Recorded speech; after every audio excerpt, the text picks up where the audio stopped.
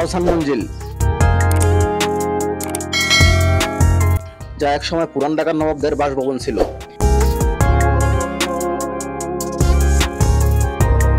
এটি 1859 সালে নবাব আব্দুল গনি নির্মাণ কাজ শুরু করেন এবং তার প্রিয় পুত্র খাজা আহসানুল্লাহর নামে নামকরণ করেন।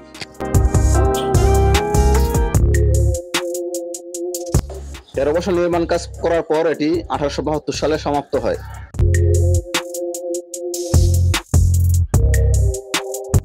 এটি ছিল পুরান ঢাকার প্রথম ইট পাথরের তৈরি স্থাপত্য, যেখানে বৈদ্যুতিক বাতির ব্যবস্থা করা হয়েছিল।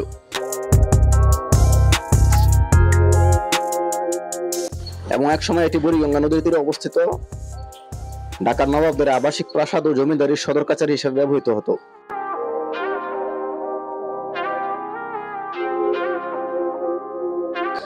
যা বর্তমানে বাংলাদেশ সরকার এই আহসান মঞ্জিলকে একটি জাদুঘরে রূপান্তরিত করেছে, যেখানে 23টি গ্যালারি রয়েছে।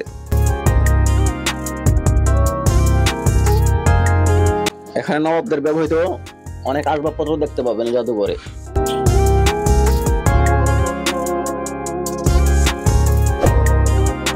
এটি এখন একটি জাদুঘর এবং ঢাকার শ্রেষ্ঠ স্থাপত্য।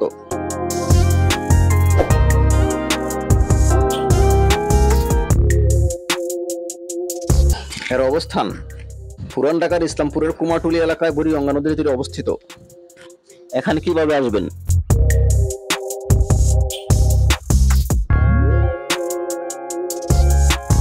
বাংলাদেশের যে কোনো প্রান্ত থেকে ঢাকার সদরঘাট এসে যে কাউকে জিজ্ঞেস করলেই হবে আহসান মঞ্জিল। এটি সদরঘাট নদীর পাড়ে অবস্থিত।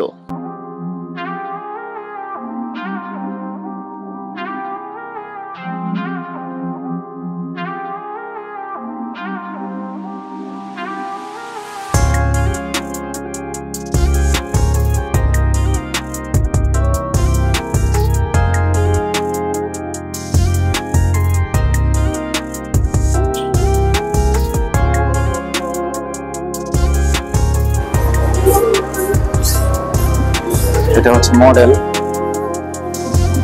আহসান মঞ্জিলের মডেল। এটা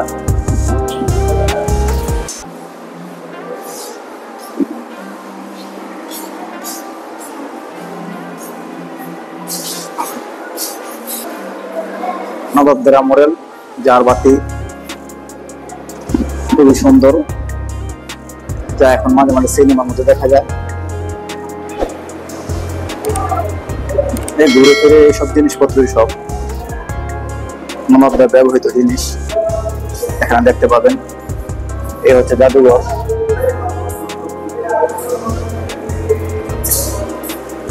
এটা হচ্ছে নবাবদের ডাইনিং রুম ছিল, বিশাল বড় ডাইনিং রুম।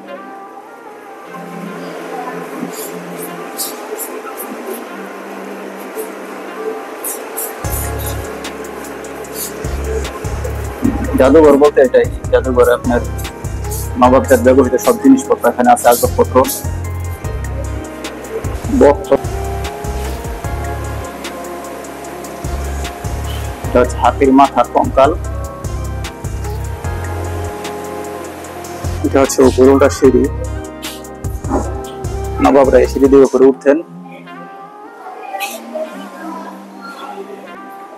আচ্ছা, আহসানুল্লাহ মেমোরিয়াল হসপিটাল।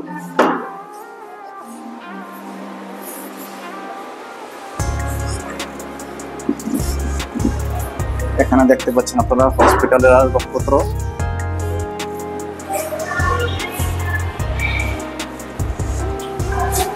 বিভিন্ন ভাবে ডাক্তারের যন্ত্রপাতি,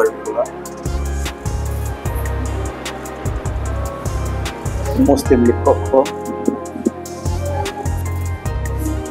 নবাবদের ব্যবহৃত নিদর্শন।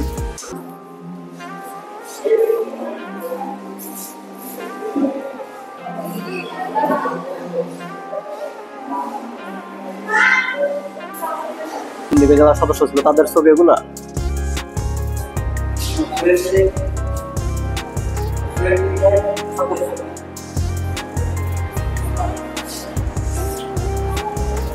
এগুলো ছিল মুসলিম লীগ সদস্যবৃন্দের ছবি, সব এখানে বাছাই করা আছে।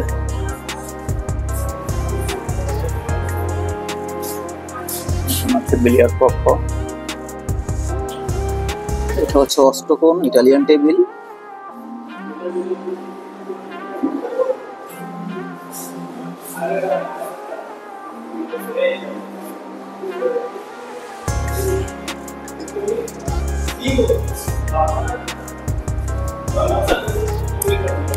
বিলিয়ার্ড কক্ষ,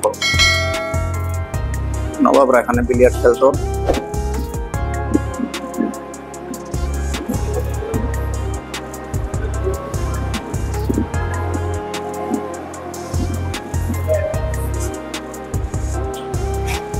বিলিয়ার্ড বলের বাক্স,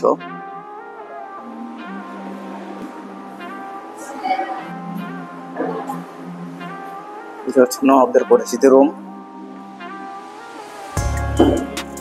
এখানে সব নবাবদের নাম লেখা আছে।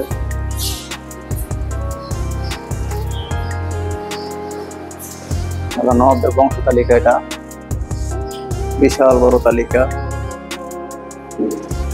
আব্দুল গনি এই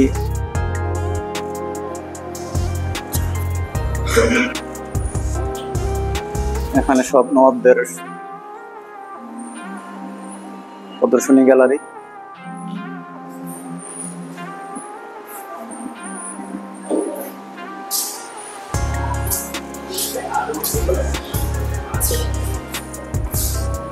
হ্যাঁ, হচ্ছে নওয়াব সলিমুল্লাহ চেয়ার, অলঙ্কৃত চেয়ার। এটা হচ্ছে হুক্কা।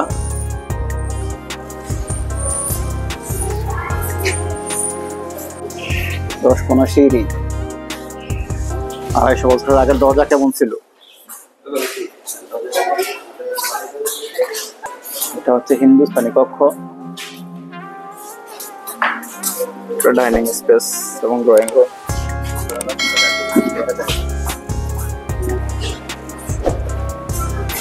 এটা হচ্ছে পুরোনো আমলের টাইপিং মেশিন।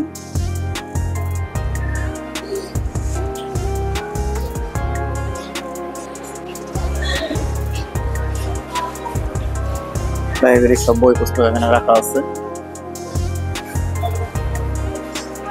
এখানে যত বই আছে সব লিস্ট আছে এটার মধ্যে, এই বইয়ের মধ্যে।